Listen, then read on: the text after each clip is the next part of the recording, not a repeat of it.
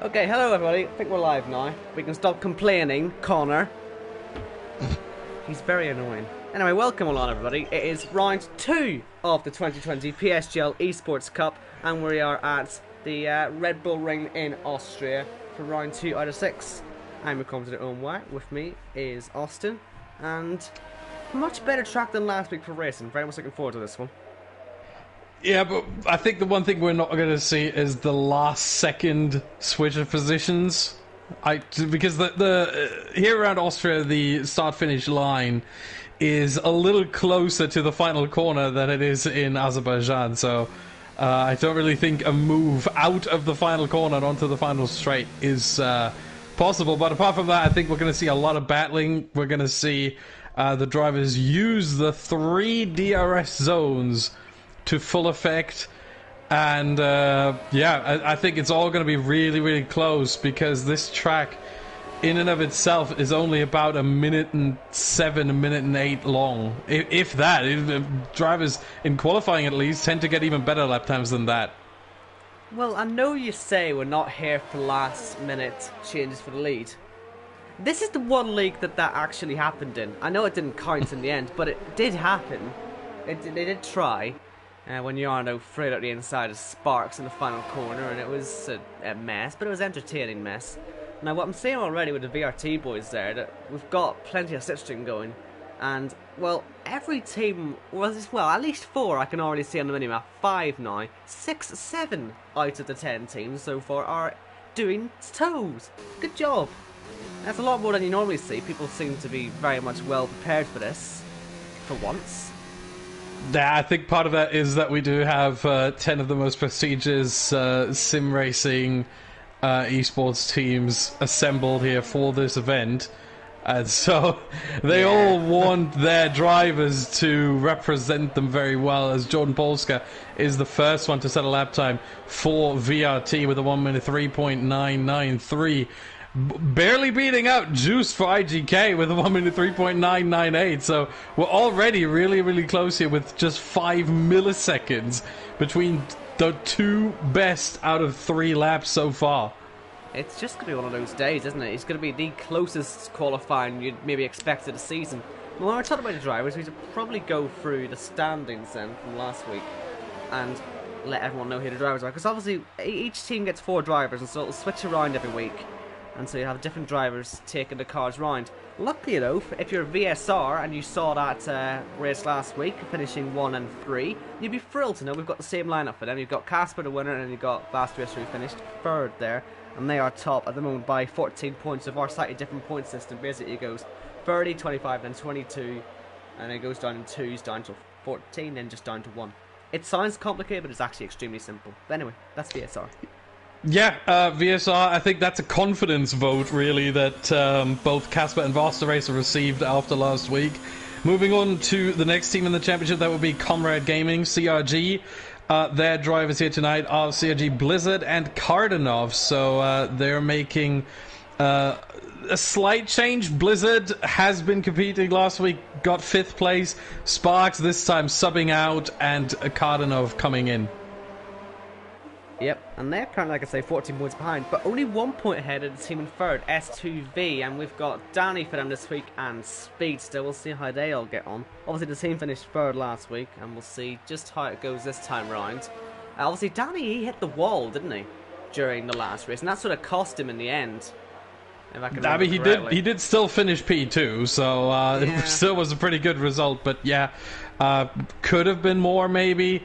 But yeah, Liam Parnell, who was here for S2V last week and raced in Azerbaijan, P9, and I think it also may have been a little bit to do with that performance that S2V have decided, you know what, we're going to sub in Speedster for this one and give him a chance to show what he can do around Austria. But moving on to the next team, that would be the Vortex Racing Team, VRT, and their lineup today is Aero and Jordan Polska. And that, again, is a little bit of a change. Aero, again, he was here last week, finished P8. So just 1 position ahead of Liam Parnell from S2V, who I mentioned earlier.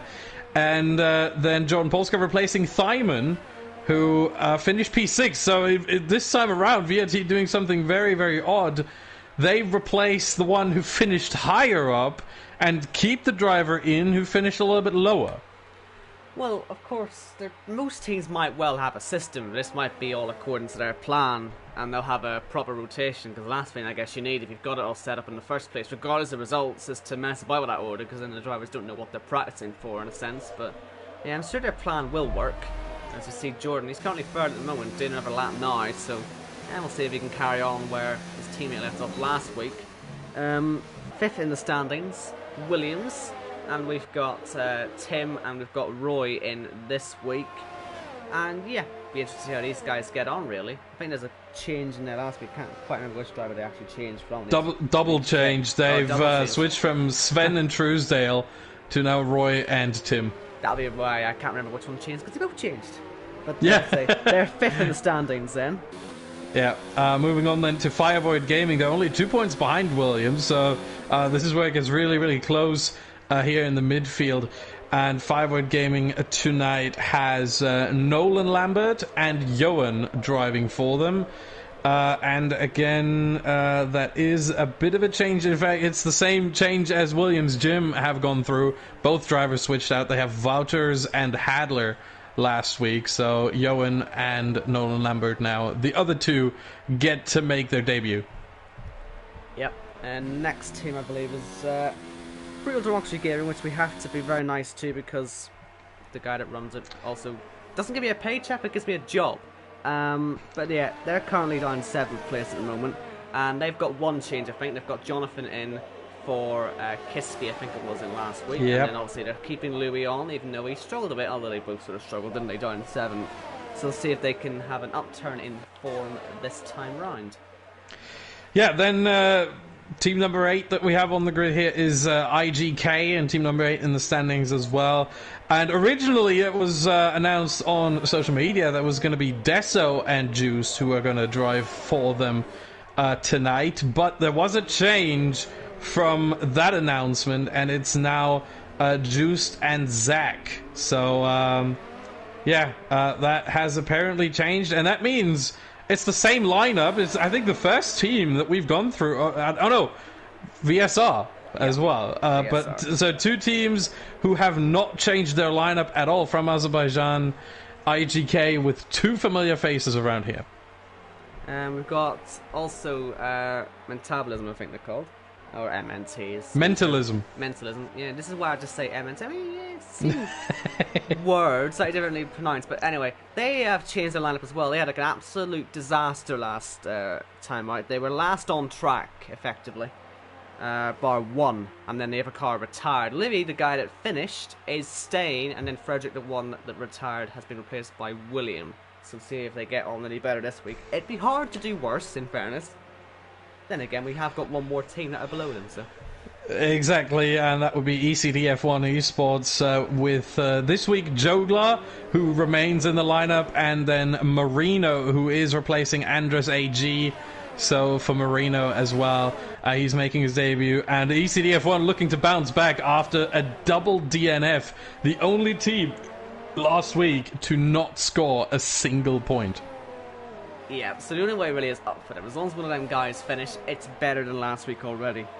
But again, like last week, we've been given some just sort of track tips. Just make sure all the drivers know exactly what they're doing, and hopefully every single driver has actually read the rules this week and aren't going to be messing about. As ever, the controversial pit lane, you have to stay over to the very right-hand side on the way in. None of this cut in from wide. You have to make sure you stay right on the inside early, or else you get a 5-second time penalty. So the same as Baku pretty much with that one. So that's good to see, because there's so many times you've seen a race it just ends in disaster. It's a difficult pit lane to deal with, in fairness, but this is sort of the best way to deal with it.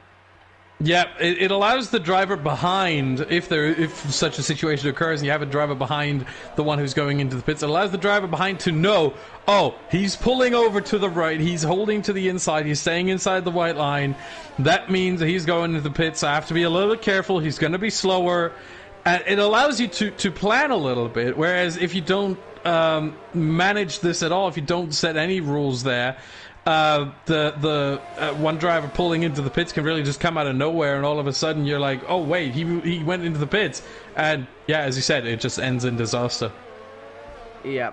We've got also a few other rules that are the same as last week, like not being allowed to split the BSC, not being allowed to pass before the start-finish line on safety car restarts, no rejoining if you DC because you can exploit the track limits, and no retiring on track and qualifying. Of course, if you crash, nothing you can do about that, but if you just flat out retire at the end of a session, for example, before you pit, then you will be in trouble because that is illegal. Your AI car has a mind of its own and it will hit someone.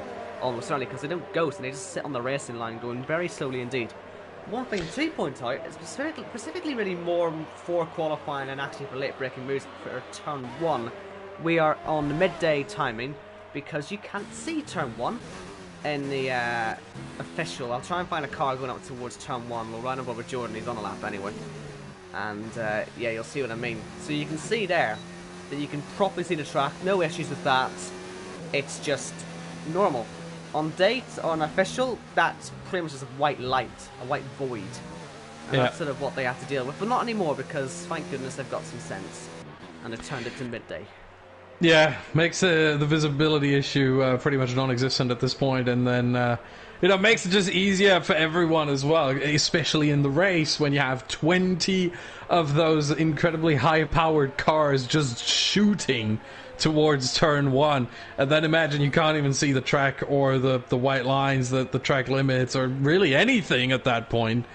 It spells disaster from the very beginning. Yeah, so it's good to change all that. And again, we just have apart from that, the regular PSGL rules there is fastest racer riding on board today, went fastest. We're into the mid 1 minute freeze now. I know people can struggle to see that. It's a 1 minute 3.517. Nothing we can do about that text being so sorry. But yeah, 1 minute 3.5. Good laps though. Yeah, I think what needs to be mentioned here is that, I mean, look at the gaps between everyone. We're talking from P1 to P18, who's currently the last one to have set a lap time, just barely over 0.8 of a second. That is just so incredibly close.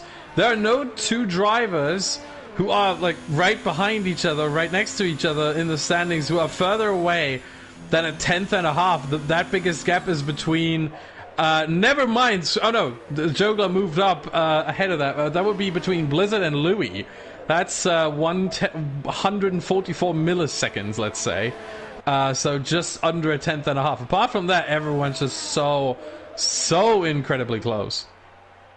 Yeah, and that is sort of where this extremely important slipstream comes into proper effect. We just saw the Toro Rosso boys doing it, unfortunately.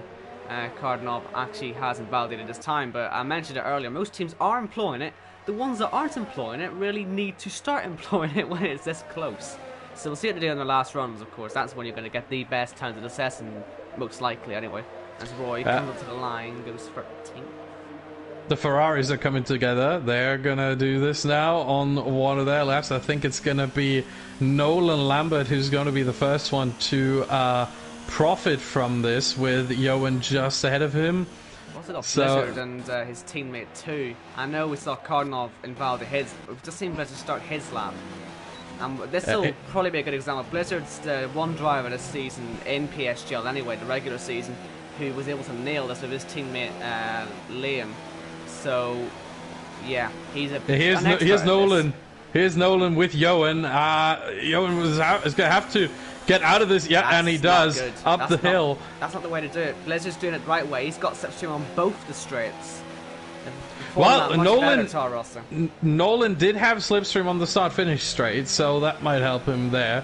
But obviously on the third of these rather long straights, Nolan was pretty much left out to dry, and did not get any slipstream assistance there from his teammates. So we'll see what that does for his time. Second sector split, 14.6 seconds better than his previous time, which doesn't really mean much, because his last time was a 121.4.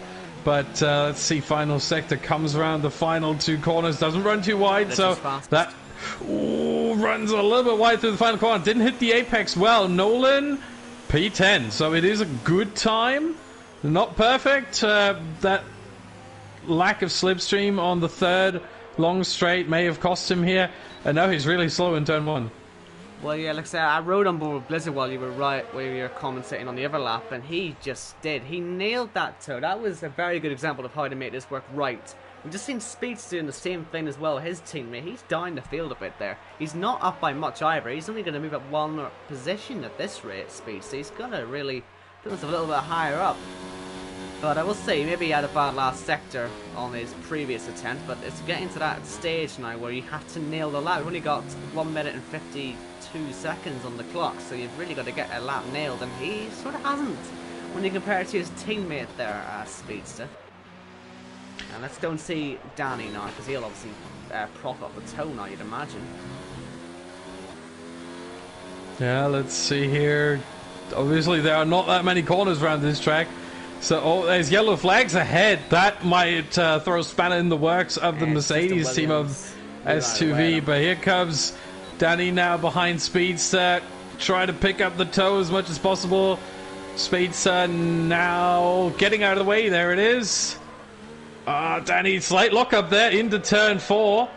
Shouldn't hurt him too much. Turn 5 obviously flat out. Yeah, a lot of entry curb there. Doesn't take the apex curb there. And again, he avoids the exit curbs. The apex curbs, rather, both times through turns 6 and 7. Final 2 corners, double right-hander. Again, a lot of entry curb this time. Yep, that is good. Does he hit the apex? Yep, very well done. Danny, fantastic line. How much can he improve? Yep, that is provisional pole position right there for the S2V driver. Just another thing to add into the mix here. I've just been told it's a wet start and it'll go to dry later on, so some of these setups could be a little bit different due to the rain conditions at the start. Maybe a bit of extra wing. There won't be much of a difference, but on these long straights, a little bit of wing could change a lot. And there's a very slow tar also. I think this is moving out of the way of other cars, and I might just miss the start of the lap there as Jordan goes P4. And Zach on that as well. Who's far through that? We've got Jonathan. That's Kardanov is now coming across the line with 6 seconds left to go. No toe from his teammate. He's nowhere to be seen. He's in the pit lane. But here comes Jonathan. He would, like I say, was up by a little bit, which is a lot actually in terms of positions, but he only managed to gain 1. He had lost a little bit in the last sector. But we're now in those closing stages of qualifying. Vasta Racer, an invalid time. Yeah. Here is Zach. Is he up at all? He is up. This could put him right up into the top 3 at the moment. I already see the people surprised in the chat he was up so high, but he's going to go even higher now as he heads into the final 2 corners. Checker flag is out. After 2 sectors, Zach was on par with Blizzard. If he posts the same 3rd sector time as Blizzard, they're tied. So if he's just slightly better and he is not, loses a bit of time, does improve on his previous time. 4th place for him right now. So IGK really looking to bounce back here. Currently P4 and P6 for them after a not so good start at Azerbaijan, which left them in 8th place in the standings. Also, you've got Louis up there in P7 for MNT. Good stuff for them too. But here comes Cardinal. He's also invalidated. Right. Before somebody complains, let me just fix this. Well, if I can figure it out. That should do it. Sorry about that. The Renault camera's always broken for me. It's fixed now. And all right. That meanwhile, is qualifying. Yeah, that is it. Yeah. Meanwhile, let us know in the chat who you support, which of these 10 teams. And also, if you are watching and you haven't subscribed to the PSGL YouTube channel yet, which I know a lot of you haven't, make sure you do. Make sure to hit the subscribe button, hit the little bell as well, so you get notified whenever the PSGL channel goes live with the Esports Cup or with any of the other leagues that run here. Let me just put into context exactly how much Connor has told us to complain. Last week we had by far the most successful stream the league has ever had. Hit 126 viewers at peak, I believe Connor said, and 60% of those 126 were not subscribed. We're not begging you, Connor is, but it does honestly help us out a lot, and it helps the league grow, and we just like subscribers. We like big numbers. So please do support the channel. We all appreciate it. And listen, you guys listen to me every single week. What's there not to love? Also, not as often, but you should get them to sub, not to unsub, Owen. I've been here long enough. They would have unsubbed already, wouldn't they, if it was going to happen? True. Oh yeah, But also yeah, you get to watch all the old boys racing the Experience. I was watching Experience the other week, and it's actually surprisingly good. I know most of them had to go from the retirement home to the racetrack, but it was surprisingly good fun to watch that. I've now got a little smidge of respect for Aaron. Not much though. yes. Wow. Well, I mean, well, we do see that. Yeah, there is a lot of rain coming down.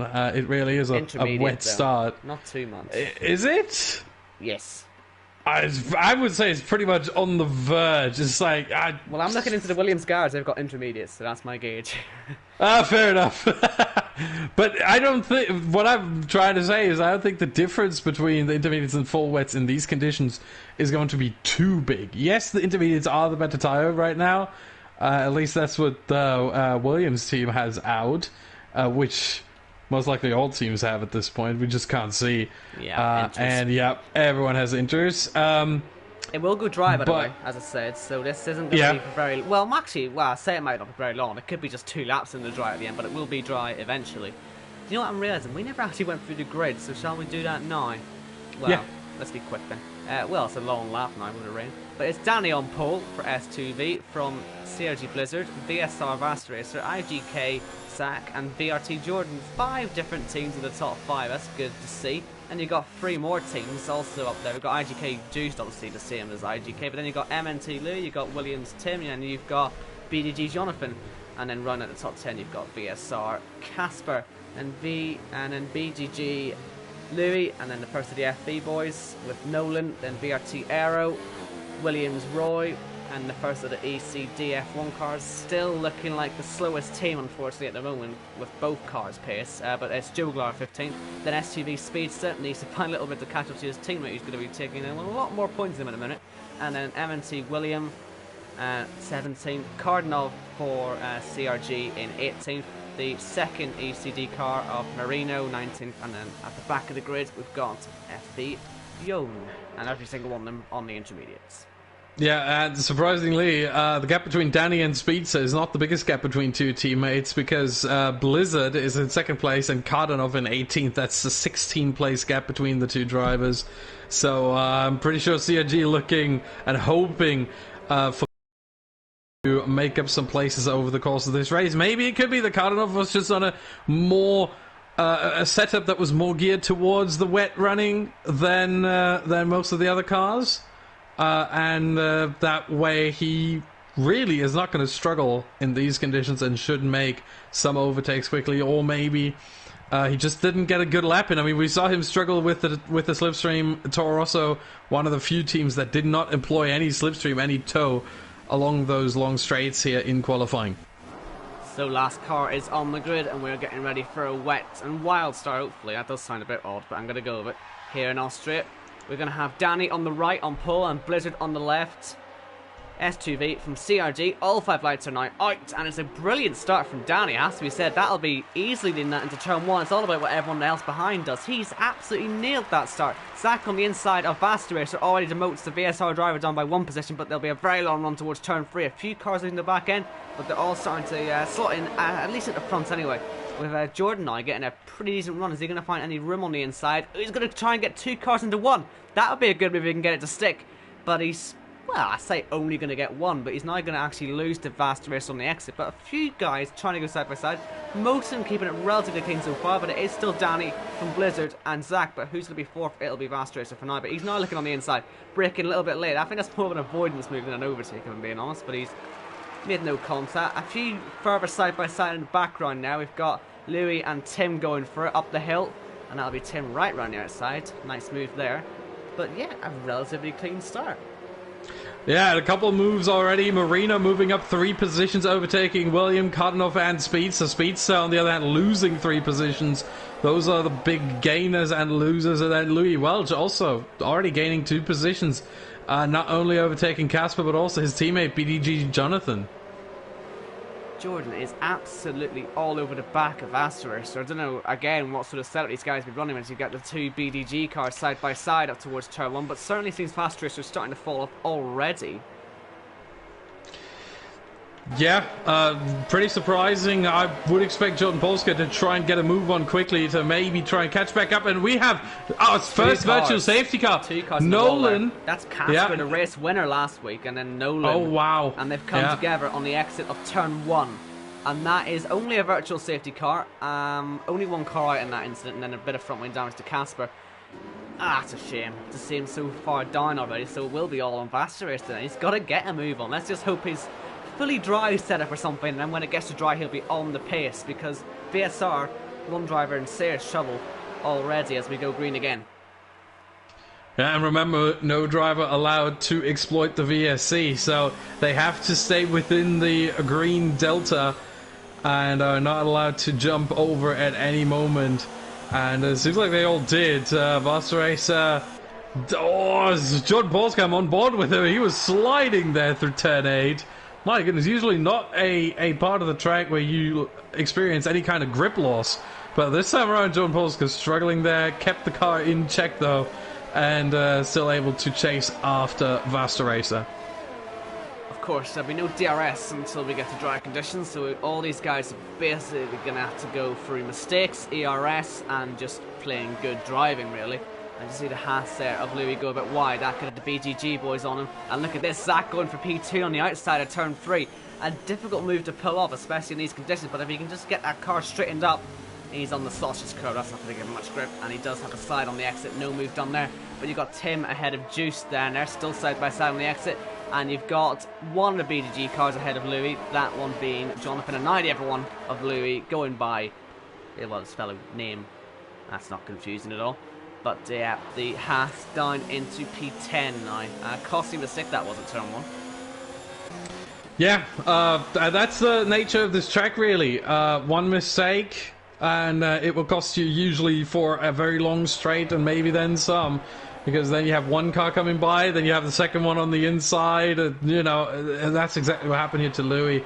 So you're really not allowed to make any mistakes around here, as Casper, meanwhile, has been in the pits, has repaired his front wing.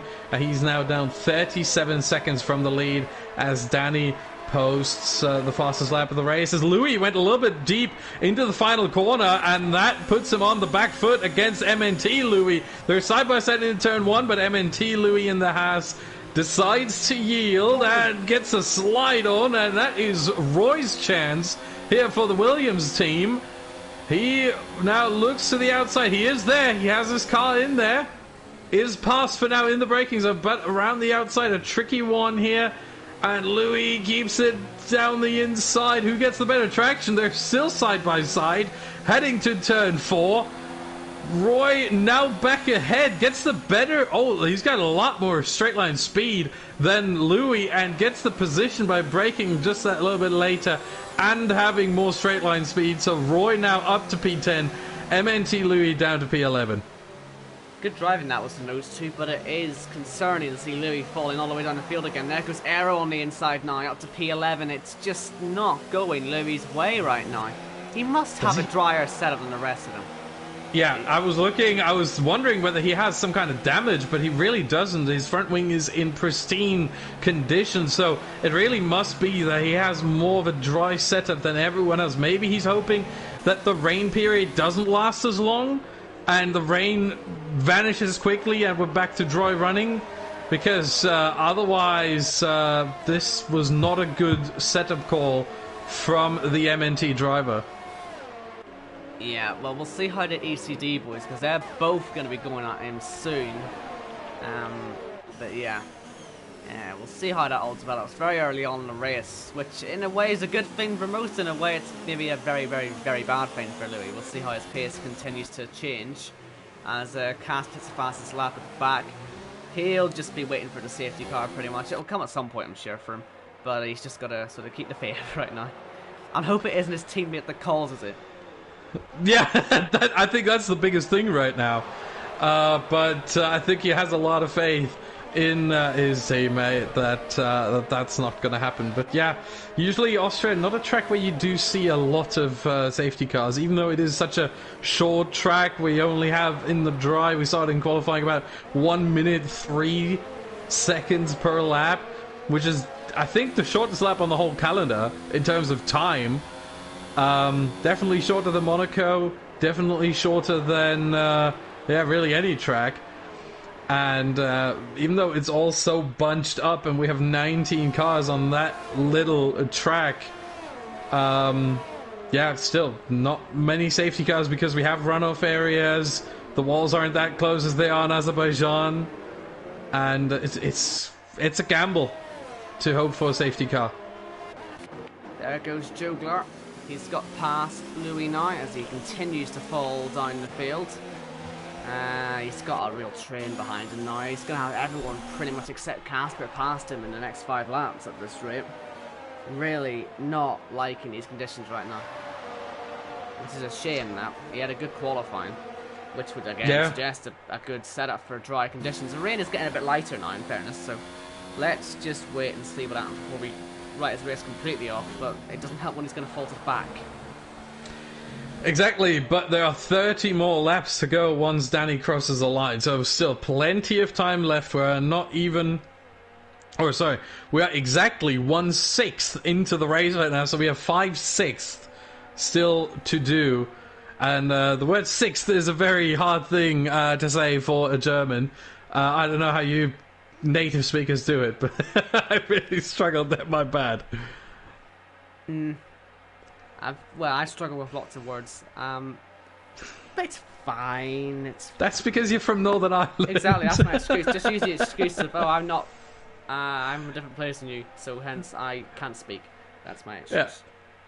Just accept it. Anyway, I think that was Louis getting by Jonathan in the BDG boys. They were swapping places there. It didn't look too difficult. I'm sure there'll be some sort of communication going on between all these teams, in fairness. But, yeah. They've just got to make sure they get through this wet phase, because it certainly looks like it's spitting with rain now. It feels like the dry phase isn't a very long way away. Of course, it'll depend on when this rain starts as to what tire they'll go on to. If it takes not too long, then it'll be mediums. If it takes a while, softs, really. I don't see hards being used at all, though, at any point today. Yeah, the hard tyre isn't really a compound that is an effective race tyre. Unless, of course, you have to pit a lap 1 and then have to do 35 laps of dry running. At which point, you want to do a one-stop. But again, the pit lane around here is really short. So I think you lose around 17 seconds in the dry, it needs to be said, from a pit stop. So even then, the hard tyre really isn't a viable race tyre, because you're probably going to be better off running 2 stints of mediums, or a stint of mediums and a stint of the softs, probably. And you would probably be faster at the end of the race compared to running 1 stint of the hards. The rain has now stopped. So that would sort of throw the idea of sauce out the window, really, wouldn't it? If that's going to be dry in 5 or 6 laps at the most, really, at this rate. And Blizzard had just set a purple first sector, which I guess isn't really a surprise when you think about it with the conditions. But he certainly now seems to be pulling away from Zach a lot and really giving a challenge to Danny, although he nearly lost it himself. He's got to make sure he keeps himself on the road. A long way to go. We're only, a quarter of the way through the race at the end of the next lap. So, they're going to just play the long game a little bit here. Yeah, right now, if I was driving here, which, I mean, for obvious reasons I'm not, but if I was, I do have the experience, I just don't have the pace anymore. But I wouldn't try to fight anything too much right now. I'd just bide my time, wait for the pit stops, and try to see what I can do. Especially if I'm Louis, I would just try to... I would even wave people by at this point, really. If they're trying to overtake, especially now with the 2 halves being closed, Louis and William... Is he moving forward, or is he just taking a wide line there? He's just taking a wide line. I think he missed his braking marker a little bit there. Went a little bit too deep, but yeah. You see Louis going to the inside, letting his teammate by. It's exactly what he does, but slotting in ahead of Kardanov. Smart call there to keep the opponent behind and not lose yourself some points. Why is he not in the wall yet? He's doing miracles getting up on the road. He looks to be struggling so much right now. Yeah, but he's lost 8 places. Not as bad as Casper, but he crashed. It's a big difference when it's just on pure pace and grip. He just hasn't got anything. And here comes Cardinov. Look how close he is into turn 9. He's trying to pressure him into another position. He can see what we're seeing. He's all over the show. Yeah, turn 9's not an overtaking spot, I have to say. I think it was really just Cardinov trying to show himself in the mirrors of Louis and, you know, put him under a little bit of more pressure. Not just making him fight with the car and with the conditions, but also making him fight with his psyche and you know, seeing, oh, there's a car behind me, I need to maybe defend or something. Even though, again, turn 9 is not an overtaking spot at all. Louis, however, so far keeping the position ahead of Cardinov, and also getting a pretty good exit here out of turn 3.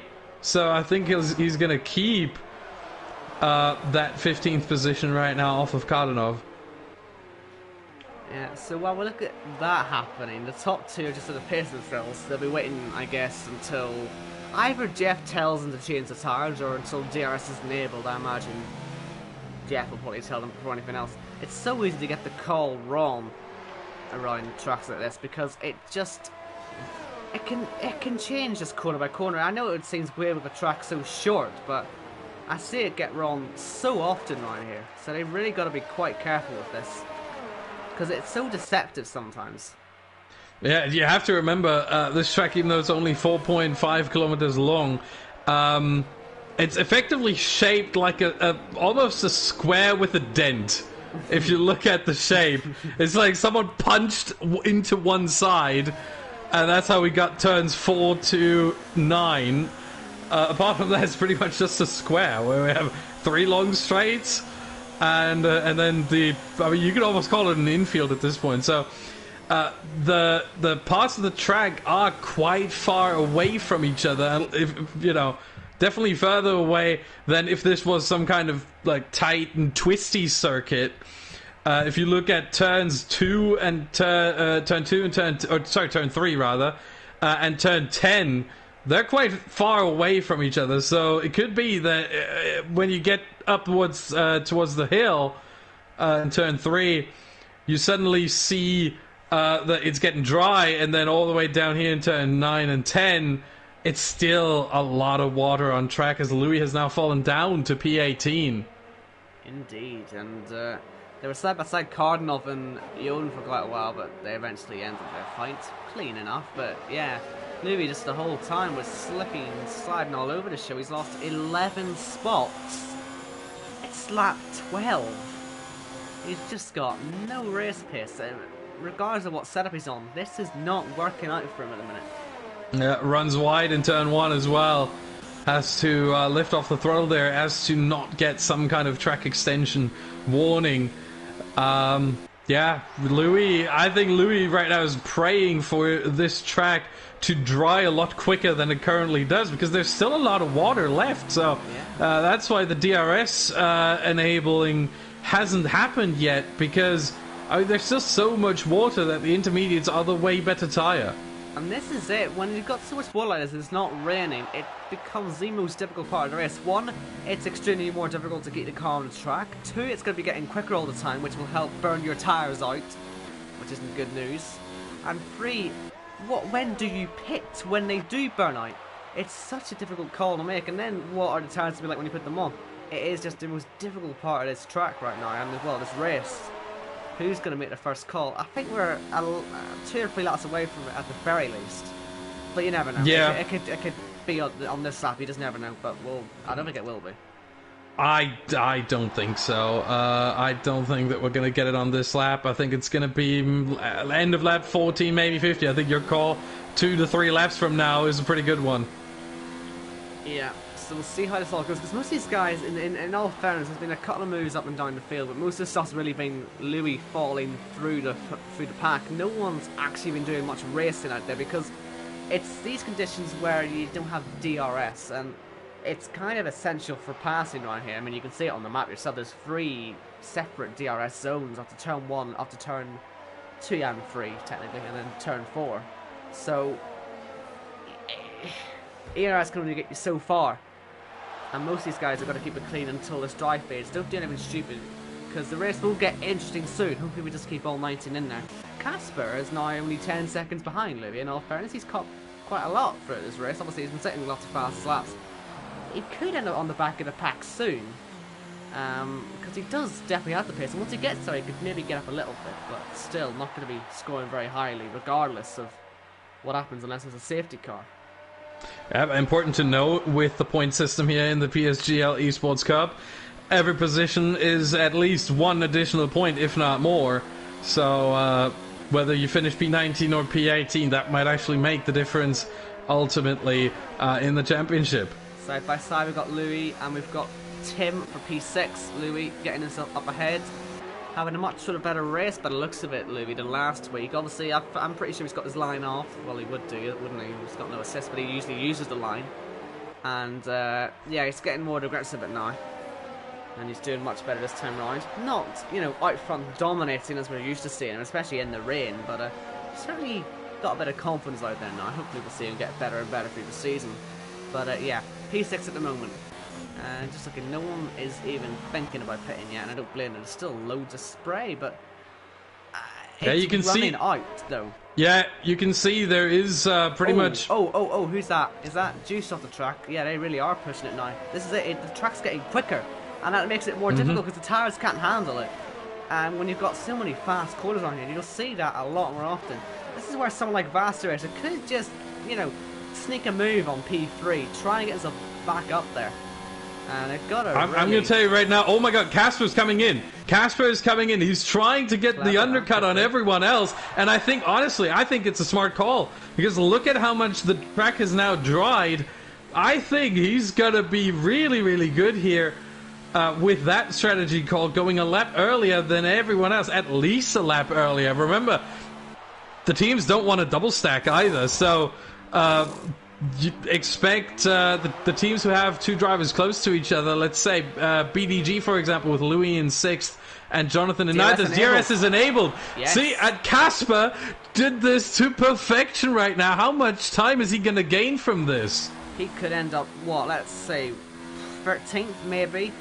Well, that would mean everyone in that train. I'm sort of looking at the train that Marino's in, because they might not all be able to pit in there. Certainly Louis might end up having to stack, so he might well get a few of these guys, but is everyone going to have to pit? Roy's staying out. Wow, we've got Jonathan will have to stack with his teammate. How many more are going to risk this? Juggler and Marino as well. And I'm going to stick softs or hards on. I'd be very surprised if anyone does, but just keep an eye on it. Obviously, it always says it's soft, then it quickly changes to medium, but we all are on mediums at the moment. And look at this. Blizzard's jumped Danny. Blizzard has jumped Danny in the pit stops. So Danny's been held up and he's lost the lead because, of course, he's the first garage in there. And when you've got the whole field pitting, that's the most dangerous one to be in, and it's cost him the lead. Yeah, 2 seconds. Not just that he was held so much. He had a 1 second lead ahead of Blizzard, and now he's 2 seconds out. So he lost 3 seconds just from being held in the pit lane. Pace is not horrendous for Roy, but he will lose a second or two. But the amount of cars that had to stack, and look how much time Vaster Racer lost. He's now down behind Jordan and Louis. So maybe Roy could actually not be looking horrendous on this, even though he stayed out one more lap, but we'll see. Yeah, meanwhile, Casper has closed up right to the back of Louis. Gap between them 4/10 now, and it's coming down further and further. So Casper trying to make inroads on the rest of the field. Next one after that would be, let's see, would be Kardanov with about 5 seconds, just over 5 seconds ahead. Yeah, so we'll follow that progress, really. But now it's all about the guys at the front. They've all had... Oh, that's Jordan off! Does he hit the wall? Well, he doesn't hit it at all, actually, but he might spin back on if he's not careful. Ooh. He's lost it on the exit of turn 1 there on the damp part of the track, and you can see it's still a bit treacherous out there. And he's lucky not to have any damage. Good reaction there as well from Louis Welch, avoiding that Renault and not crashing into him as Casper, as expected, sets the fastest lap of the race. But expect that to pop up a whole lot in the next couple of laps, because everyone's going to set fastest laps as the track is drying more and more. So Roy ended up coming out in P12, so yeah, he's not massively behind the pack actually with that. So a smart decision, you can almost say there, not to pit with his teammate, because he would have had to stack. He would have lost in the same amount of time he lost anyway. Yeah, pretty much, yeah. In fact, you might make the argument that he would have lost even more. Yeah. I mean, he's 7.3 seconds behind his teammate. That's not that much. That's not what you lose from double stacking. Double stacking usually puts you, I would say, 8, 9, maybe 10 seconds behind your teammate. Yeah, you double stack, then you got all the rest of the cars in the pit lane also passing you, so you'll lose out to everyone. Exactly. Oh, Jordan's really done it again. He keeps hitting that curve on the exit, and this time he didn't have a spin, but he certainly lost the back end again. Part would have been in his mouth for the second lap in a row, and he's then gone to set up the first sector, but then again, everyone will be, won't they? Yeah, wild, again. Wild scenes. Yeah, obviously, and 2.5 seconds quicker than the lap before. Juglar's been shoved off there. He's lost 2 positions. One to Aero, who he was fighting with, then obviously to Jonathan as well. He's going to go back up the inside of at least one of them. He puts himself there, but no way through. He was going to hit. Maybe had any more commitment there, so probably a good thing he didn't go for that properly. Meanwhile, Roy was looking to get past Jogler around the outside, but it was from a little bit too far away, and I think he quickly realized that there wasn't much he can do, at least for now, as Tim for the Williams team gets himself a 3-second time penalty. We're going to take a look at the penalties later on, but Blizzard and Danny, they're really close. Remember, Danny was 2 seconds down after the pit stops, and they're right behind each other now. That's so much used, though. Yeah, but he can save now. He'll sit behind now, but Blizzard's got so much at his disposal. That's put him at pretty much an instant advantage anyway. Because he hasn't used much at the minute, and he's got a good gap to the guys behind. He can probably afford to fight for a little bit if he has to, but we've got Joglar and we've got Roy fighting away now. As Jonathan on the back at Aero looks for P9 too. Oh, he's gone for a bit of a dummy there, but Aero was wise to that. Bit of a lock-up, but kept it in the middle of the track. Best thing to do really in that scenario. No way through either side. As Roy is ahead of Joglar. Yeah, meanwhile, I think for Danny, the goal really has to be to save as much ERS as possible, uses a little bit here on the start-finish straight, and then instantly goes down to none. I think he knows that Blizzard isn't going to use much ERS himself, only a little bit to defend and make sure he stays ahead. But Danny has the DRS assistance, which means he can save ERS a lot better than Blizzard can. So that's what I would do if I was him, and it should only really take him about 2 to 3 laps to reach the same sort of battery charge levels that Blizzard currently has. In fact, they're only about 10 to 15% away from each other at this point. That is a proper dive bomb there from Roy, and this is going to be free wide in a second. I'm surprised Aero didn't... Well, I'm surprised he backed off so much there, but maybe probably wanted to put it better. But Roy, proper aggressively, putting himself up to P9 there. Good stuff, that. Good aggressive racing there. You like to see it.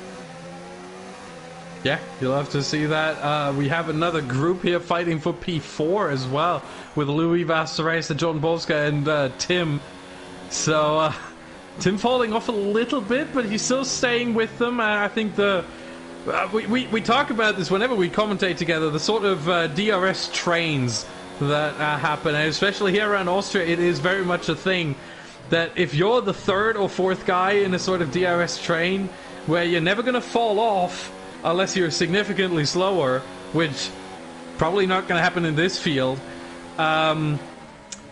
you're really not going to be able to overtake if you're the 3rd or 4th driver. If you're the 2nd, you have to at some point challenge the leader of the train, which in this case Vastaresa challenging Louis.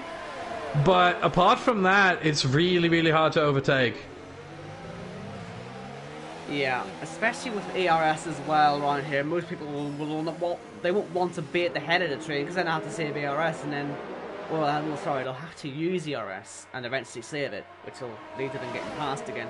Which means, as per usual, ERS will ruin the game, and you won't get any proper overtaking in the front fights until, as you say, a mistake happens or we're at the end of the race. Really, thank goodness we don't have to worry about this next gen. Damn how bad this is. I hate this ERS system so much. Yeah, we can tell, Owen, we can tell. But I think most of the drivers don't like it either, from what I've heard from every driver. I can't wait to get rid of it. You've no idea how much I can't wait until I get to commentate on my last race in this game and say, I hate you, never come back, I don't want you. I won't even You don't pack have to your bang bags. the table, Owen. I'll just chuck your luggage out for you. Forget packing it. I hate you. Take your 6 modes, or well, yeah, it is 6 modes. Never come back. Never, never, never, never, never. You ruin the racing. Whoa, John Polska gets really, really close to the back of that racing point in Vasta Racer. But thankfully no contact made. But yeah, I think John Polska, if Louis Welch wasn't there, I think John Polska would have been past Vasta Racer already. He went off then, isn't it really? If his own fault he's down there, I guess he'll have to wait and see what he can do to get out of there. Hopefully he isn't frustrated. Yeah, meanwhile, issues. Update on the ERS situation between Danny and Blizzard. I think Danny's going for it. Nope, not into turn 1. Never. But he's getting really close. Danny on 100% battery charge. Blizzard on just under 80. Obviously, they're both using it now. I think, here we go. Into turn 3. Yep, to the inside he goes. And Danny takes back the lead that he lost in the pit lane. Gets the position easily and cleanly. S2V back into the lead of the race. Here comes Blizzard straight back at him. Of course, he'll now be the guy sitting in the DRS train / ERS saving train. Not that he has to save much anyway. As I said, he's pretty much saved the whole thing anyway. Yeah, they both have. Yeah, they both have. So that maybe means you don't have to worry about it so much. But we'll wait and see. This is Blizzard. He's not going to do anything. It's Blizzard. Okay. But yeah, the 4-car train from P4 to P7, Louis, Vasta Racer, John Polska, and Tim still really close to each other. Oh, we have yellow flag in sector 2. That is Johan, I think. Yep, he was slow out of turn 4, and he might be fall into the clutches there of Louis, and he lets him by, actually. Does he have damage? Let's see. Left side looks good. Oh, right side. Yeah, right side front wing massively damaged right there. As Jonathan sets the fastest lap of the race. Here comes Vasta Racer on Louis. Louis was pretty much out of ERS, so the move was going to come eventually, but Louis is going to go late on the brakes, try and find his way around the outside, but that's not going to work out for him. Could present a chance for Jordan as he gets a good toe, and again, Louis with less ERS might be under a bit of pressure. Of course, Jordan isn't to know he's got no ERS left, so he's not going to really go for it, not risk it with still 1/3 of the race to go. In fact, Jordan doesn't have much ERS himself. He's down to around 35%, whereas Louis is sitting on 30 right now. They're both pretty low there in that regard. But Vasta Racer finally getting a move on. I think he's trying to get away and trying to catch up to Zach to maybe get himself a podium. Well, he needs to recover some points, doesn't he, for VSR, because you've got S2V and CRG kind of running 1 and 2 right now. And then, well, you've also got S2V and CRG. They're both outscoring his teammate as well, so he's got to get some points somewhere to gain a little bit. Obviously, they've got a big enough cushion. It'll be much closer at the top. I'm not going to do the maths now because I'll get it wrong, but it'll certainly be a lot closer. But he'll want to get every point he can. Yeah, certainly. I think one of the teams that also the top 3, VSR, CRG, and S2V, have to be on the lookout for a little bit here is VRT. Because they do have Jordan Polska in P6 and in that train as well. And they have Aero, who is only 1.2 seconds behind Jogla in P11, and that's a whole train that goes up to P8. So if Aero can catch back up to these guys, VRT might be on, at best, maybe even for a 3 and 8 finish if they get like all the positions they possibly can. It could also end up being a P7 and 12 at the worst, but that's pretty much where they are right now with 6 and 12. So they have a lot of ceiling left, but not much floor under them. What to say, actually, when we're talking about S2B, CRG, and VSR, they actually had Cardinal and Speedster. They were fighting away, and they're getting penalties and all sorts as well. Casper obviously has now arrived on that as well, so they are fighting back there. And as you say, these 1 or 2 points in these fights will count. It's about getting both your cars ahead of both your rivals' cars. So if you're at the back, as long as the guy at the front is doing their job as well, save as many points as you can. But it looks like Blizzard nearly hitting the back there of Danny. Getting close. They're both using their ERS now. Blizzard's getting Danny to use it by, using his own. Maybe not a great tactic, but it's working to a certain extent because they pull him away. Yeah, and I think that's one thing that you have to remember in racing. You're obviously racing against time, you're racing against all the other cars, but yeah, the most important race is against the time. And if you're able to pull away from everyone else and you're in a two-car battle, that means that effectively the worst you can do, even if you lose that battle, you still get second in the Esports Cup. That means you still get 25 points. Yeah, as you can see there, Blizzard and Danny are both saving again now, so it is just a very tactical fight. The thing they might find out in a moment, or if they've got the full map, or well, even if their mini-map, they might well see that Zach is now being caught. It's a 5-car train for P3. That'll just help them pull away a little bit more, and hopefully it'll give us a good fight for the lead. I know it's Blizzard who doesn't pass anyone for leads. He tends to wait until the very end, and even then sometimes he doesn't do it, but he's been a changed man recently, well, changed child recently, and we'll see if he can get himself up into the lead with an overtake for once. It needs to be said that Danny is only on 1 corner cut warning, whereas Blizzard is on 2. They both don't have a penalty, but Blizzard on 1 more warning than Danny. So we're seeing IGK holding 2 trains at bay. I mean, if they can hold their positions, they'll be doing themselves wonders as well, both in the top 8. But it does look like quite a tall order when you look at who they're having to fight. They're seeing Faster Racer in the top train and Louis up there. And Jordan, who we know has the pace, in fact, he's going to get very close to the back of Louis right now. So many quick drivers for Zach to face in the next few laps as Jordan harries the back of Louis, who's going to brake very late. And actually, Jordan's the one that hits him. Surprisingly, I don't quite know how he's managed that one. They both broke extremely late. They both didn't hit Fast Racer somehow. But yeah, very quick. And when Zach, unfortunately, the problem with these trains, and we say this as well, if Fast Racer goes to the move, everyone else is going to go for the move straight afterwards, because it's the best chance to points really. Once you've just been overtaken, that's when you're going to be in trouble. And we've got somebody round. It's Louis. Yeah. MNT Louis. That's out of MNT Louis out of turn 1. What a disaster! As Johan went for the softs 4 laps ago, didn't even catch that, but he's now down at P19, and yeah, he's been going for fastest laps as well. He's got the fastest lap by. It's hard to see really with that purple.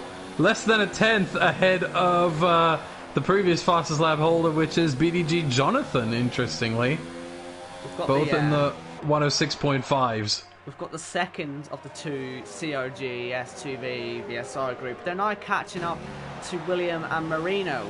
And that, again, is more crucial points so they can get themselves into that fight. So that is, again, you've got to keep an eye on those 2 when they're at the top of the championship. And obviously, the front 2 in the race, fighting away for 2 of those 3 teams. And then Vast Racer trying to put himself to 3rd.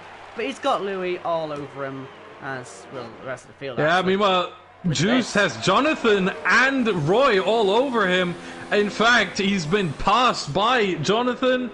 Has he been passed by Roy as well? They're still side by side. Juice round the outside, gets the better exit, gets more grip, has the inside now for turn 6.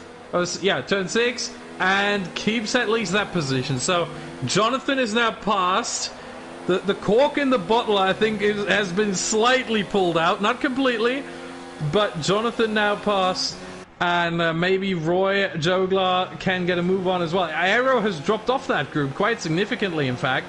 Almost 4 seconds to the back of Joglar. So I think for Aero, it's going to be P12 no matter what happens here, really. Unless they somehow crash, which obviously we don't hope for. But certainly can happen. Meanwhile, we look further ahead. Zach under huge pressure there as Louis goes past Jordan Polska. And for the lead, Blizzard round the outside of turn 4, trying to get the move on. Everything's kicking off here, and Blizzard's still there. Now to the inside, has the move done on Daddy. You said he never overtakes, and you also said he's a changed man, and he really is. Overtakes Danny for the lead. CRG back on top.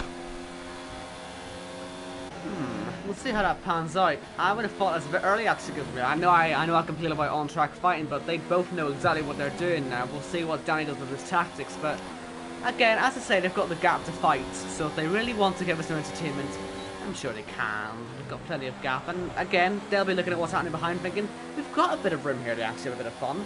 Please do. Here comes Danny again for another move. Gonna go outside, well, inside of turn 2, technically. Then outside of turn 3. Gotta be technical and correct with our corners here. On the exit, Blizzard actually with a pretty good run and DRS, he should hold that lead for now. So that means you can probably have and see what Jordan's soon. He just cannot get by Louis at all, can he? He's tried so many times now and he just cannot find a way through. It's the DRS train, I tell you. They're 3rd and 4th in that DRS train behind Zach. And if you're 3rd or 4th or even further behind with Tim, 5th in the train there, it's impossible to overtake really unless the guy in front makes a massive mistake. And even then... Austin, 14th, look at this. We've got a 4-way fight for this. And this has got the 3 guys that are in teams that are at the very top of the championship compared to the team that's down in last. They're going to really want to get this out of the way as quickly as possible. This is very important. These points are so crucial. Oh, Speedster! Oh. Whoa! Going for a move into turn 6 out of absolutely nowhere. Blizzard penalty, and he's lost the lead at the same time. It's all come off for him. Good thing he's still over 3 seconds ahead of Zach. Well, this is it. Might have been fighting. They're losing that now. Oh, Danny also got a second warning this very lap. Must have been, I would assume, in turn 1. So Danny's on 2 warnings as well. If he gets one more, they're both on equal footing again. So this isn't over for Blizzard.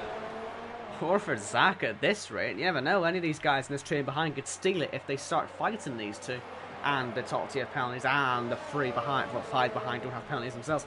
Well, obviously, we'll see how that happens across the line, I guess, because it's a very fluid situation, as you can probably imagine. Yeah, Zach is on 2 warnings himself, but no penalty. Vaster Racer, oh, he's kept it incredibly clean. Not a single warning. I love to see that. Louis Welch, meanwhile, 2 penalties and 2 additional warnings, so that's 6 seconds for him already, and he might get 9. Racer. He's done it at last. And with Blizzard's penalty, this is where VSR's points start to come back through. We've got Casper in 14th ahead of both Speedster and Cardinal. Have we had a collision? We've had a collision. Louis and Jordan. I say they can't pass each other for their lives, and look at them hit each other this time. As Zach's on the inside, he's going to go a bit deep there, and Vastracer loses the position again. And well, it was looking good, but now they've just lost all that time. And I was going to say Vastracer could now jump Blizzard. Not anymore, he can't. He's way too far behind. We're running out of laps now. The fighting's now becoming a bit of a hindrance as we got Juiced entering this fight. We've got Juglar on this as well. Obviously, with Jonathan falling back a little bit. They're still going at it. And Louis, what damage has he or Jordan got? Louis has none. Jordan has massive damage on his front wing. I think right side it is. Indeed, yes. Massive damage right there. End plate gone. Huge part of the front wing gone. It's really only the base of the front wing that's there on the right side. So, but he has to stay out. He really has to stay out because you lose too much time from a pit stop here. For 4 laps, or 3 laps really at this point. That's red damage. You don't. Sorry, what? That's red damage. How is he going to do the fast corners? He's not even got much ERS to play with. Look how slow he is, and he's still going wide. Yeah, it doesn't matter. The thing is, it's only 3 laps left. He would have to gain, or he would have to lose more than 5.5 seconds per lap from this damage, and I don't think he does. What if a car's in a fight and they collide again, though? Because I know he's not going to intend to do it, but with so little downforce, you'd be surprised how easy it would be to have a second contact. But that's a big if at this point. I mean, why not just wave the car through if that's the case? And plus, he's 2.7 seconds ahead of Louis Welch right now. And if I was Jordan Polska, I would do the same thing. I'd stay out and try to nurse this car home and not get involved in any battles, not try to go into the pits, because it costs you too much time at this point in the race. So we're not at the point of race where Vaster Racer's got so much more ERS than Zach, and Zach knows fine well exactly what Vaster Racer's doing. They're both slowing down, they're both braking a good 100, 200 metres early there. And Vaster Racer, he can floor it now for the last 2 laps. Surely he's got to do so. He's going to be there if Blizzard and Danny start fighting, and well, Blizzard with his penalty, that might well be in his interest to start getting a move on now. And I know it's not going to gain 3 seconds, but he's got to try and pressure Danny into some sort of track extension. Yeah, I'm surprised that Blizzard is not battling with Danny. If I was Danny, honestly, what I would do, because the drivers know, the drivers can ask Jeff about penalties of the drivers surrounding them. In this case, Danny can ask Jeff about a penalty that Blizzard has, and Blizzard does have one, so Jeff would tell him, hey, the guy behind has a penalty. At which point, if I was Danny, I'd just let him by. I'd just be like, here, you go, win it on track, I don't care, I'm gonna get it on penalties. That way, you're not going to be in any kind of trouble that, you know, all of a sudden you're fighting, you both collide, damage, etc., and you both lose the win. Well, let's see how this pans out then. Final lap. Danny's got nothing left, so Blizzard should be able to get the move done. But Danny to fend on the inside, that would sort of stop Blizzard from maybe, you know, a little nudge wide at the hairpin there. He's going to have to pass him, and it'll sound a bit weird, but he's going to have to shove him wide at the same time. Just hope he goes wide enough for a penalty. He's going to try something a bit crafty, because at the minute this isn't working right now. Although, moving on to braking is a very nice thing to do, Danny. Oh, they touch and spin! Blizzard spins off! How does that spin it? And look at this, we've got side by side behind. Will they hit? Oh, they've hit as well! But Faster Racer's put himself up to second. Look at, is that Tim trying to get on the grass there? And Zach's still looking on the inside. Faster Racer's gaining massively. This would save VSR. They'd stay at the top of the standings by a good old distance at this point now. Blizzard's gone and blown it. I didn't expect him to do that. That was a really weird spin. He had contact on this front right with the rear left, and that's how I spun him round. But here comes Danny. S2V win in Austria by a good old distance, 6.5 seconds. VSR, well, they weren't looking at it for a very long time, but that last lap really handed them the championship lead that they might well have lost, or at least been close to losing. VSR should be well top, but they've only lost 5 points really, and then they'll gain 2 with Casper down there with Speedster. Zach third for IGK. And then look at this. We've got, how many teams it is? 1, 2, 3, 4, 5, 6, 7, 8 different teams in the top 8, I believe that is. You got Blizzard 5th, you got Jonathan 6th, Joglar, and then Jordan. So good variety in there. Good to see that. The other 2 teams, unfortunately, they're last. There's no there's no kind way to say it. They're last, but still. The rest of the finishers, we've got Roy, Louis, Juiced, Aero, Casper, Marino, William, Speedster, Cardinov, Louis, and then Johan. That's really poor, that, isn't it, for Speedster and Cardinov? They will not be happy with that, because they had a big chance to gain those 2 teams, and while Blizzard was off the track, Cardinov's nowhere, and then Speedster's got no real pace to help his teammate when he's off winning the race. And despite the fact that Casper was in the wall, they've still managed to extend their point. Well, not extend it, but lose only 3 points today. Yeah, I'm currently trying to do the standings in my head. SUV aren't even second, are they? They're third. So actually, they might technically extend to TRG. Hold on, they are. I'm doing the math right now. No, sorry. S2V do pass TRG, so technically they have lost points. So, yeah. Well, I think the one good news we can already mention is that ECDF1 finally on the board with some points. Joglar in P7 with 14 now, and Marino adding another 7. So ECD actually getting 21 points here in this race. Who got the fastest lap? That would be Johan, I would assume. In P18. I think so, with that time. Yep, he did. Okay. There was a few 0.5s in there, and just need to make sure he was the fastest one. So that means no one will get the fastest lap point because he's last but 1. Louis, what a disaster for him. I wonder if that'll be his last race for a while. Plummeting from P7 to P19. He just had 0 pace, a minute behind the leaders in the end. Disappointing, that one. But yeah, Danny, he managed that race very well, and in all that trying to make a mistake, Blizzard made the mistake himself, funnily enough, so that's how that one worked out for him. Fast Racer maybe a bit lucky with second there, you could argue, and then again Zach third. Tim could have got there as well, he was really close there. Joglar, really impressive there actually. Yeah, I've got to say, he sort of went a lot under the radar. P7 from down there in the grid, that's a good race for him, especially after the disaster they had last week. Yeah, pretty much. And another team that has really been on the come up is IGK, I would say. Not only Zach in P3, but also Juiced in P11, getting some good points here after they were both struggling last week, and it was Zach getting P15 and Juice P17. So both of them improved massively and bringing IGK back into the fold here. Yep. So I'm just trying to figure out where I've put my thing which says where the next race is. I'll find it in a second. But I always lose one piece of information. There we go. Canada. We will be next week. First race of June. And yeah, only 4 races to go already. We're already a third of the way through. It's been a good restart to the season, this one.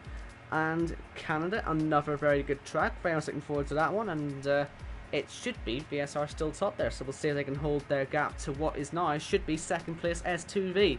Certainly seems that it's going to be the Racing Points versus Mercedes versus Toro Rosso this season. Because no one else just seems consistent enough to be able to join that pack.